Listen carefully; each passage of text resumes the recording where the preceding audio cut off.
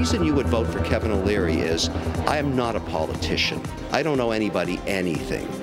That was Kevin O'Leary back in February, trying to sell himself as the fiscally savvy political outsider in the Conservative leadership race. Then his campaign did what many political campaigns do, got into debt, in this case $300,000 worth. Contractors are still waiting to be paid, and that has the former Dragon's Den star concerned about lawsuits. So O'Leary found his own angel investor to climb out of that hole himself. He asked the Commissioner of Elections Canada to waive finance rules and let him take a loan from one of his companies. The answer was no. What's unreasonable about a losing candidate repaying his campaign debt after the vote is done? Should the rules be changed? We're back with more from the Sunday Scrum. Susan Riley, John Ibbotson, and Katie O'Malley joining me from Ottawa. Katie, what do you think?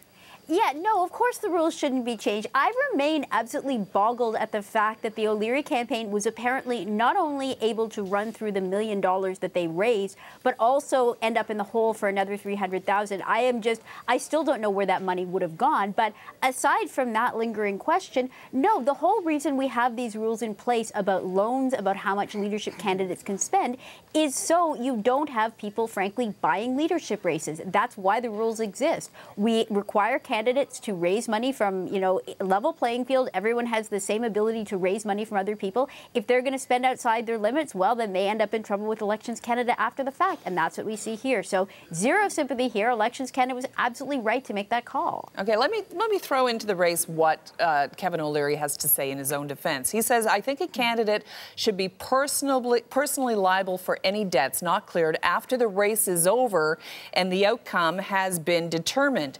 This law seems unfair to smaller vendors that service the political process in Canada that get hung out to dry, waiting while the candidates try to raise dollars for a race that is already over. John. Yeah, and it's a fair point. I mean, I don't know whether Ken Dryden has paid off his 2006 Liberal leadership campaign yet. There have been many candidates burdened with this financial obligation afterwards that they can't get rid of. And in that sense, it is unfair. But I am not going to shed tears for Kevin O'Leary. This man did a lot of damage to the Conservative leadership race. He was a tourist in the party. He came in, stormed around, tried to pretend he was sort of mini Donald Trump. And then when he realized he wasn't going to win, he thought he could, but he wasn't going to win. And he certainly wasn't going to win Quebec.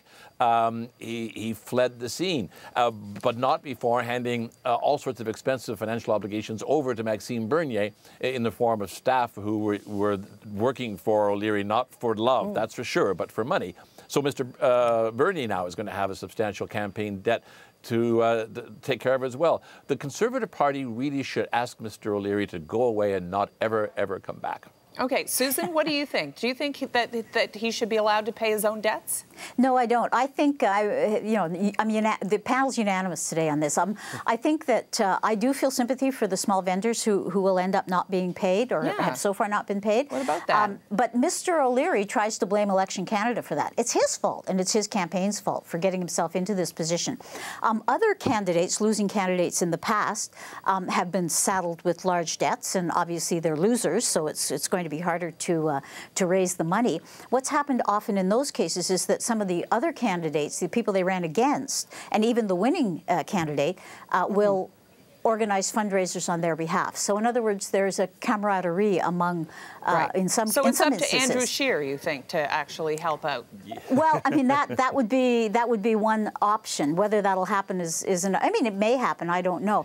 But it's not Elections Canada fault, and I completely agree with Katie. They shouldn't be loosening the rules for this guy. Okay, Katie, let me ask you this, though. What if it deters people from actually helping out in campaigns because they're afraid at the end of the day they're not going to get paid? Well, I absolutely feel bad for the vendors who are going to be affected by this, and it would be great if there were another way around it. But the reality is, anytime you make it easier for candidates to run on money that is coming from any source other than an individual, remember, federally, those are the only people that are allowed to donate donate to any sort of political operation. It's individuals. So you can't have companies, and and that limit is $15,150. So, I mean, it's always going to be a risk if you're working for a campaign. I do think that in most cases, for most leadership campaigns, they make sure to pay the smaller vendors first. And what you'll end up with, if there is debt, it tends to be, you know, the bank from which they may have borrowed money. It may be their telco provider.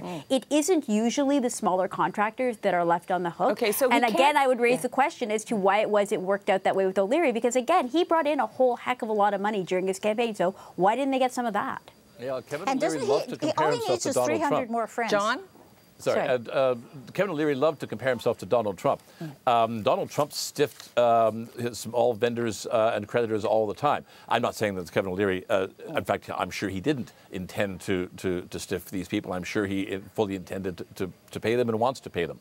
But the fact is that any responsible, under the rules that we have, any responsible leadership campaign for any party operates on a pay-as-you-go basis. You hire your staff, you do your polling, you plan your travel based on the amount of money that is coming in donations. And you don't go out and run up big debts because you know that if you lose, you're not going to be able to pay them. That's why the responsible campaigns are debt-free at the end of this. There were 13 of them, and most of them are debt-free or very close to debt-free. The only other person who might be in trouble is Maxime Bernier, and largely that's because he had to inherit chunks of Kevin O'Leary's campaign machinery in exchange for his endorsement, and we know how well that turned out.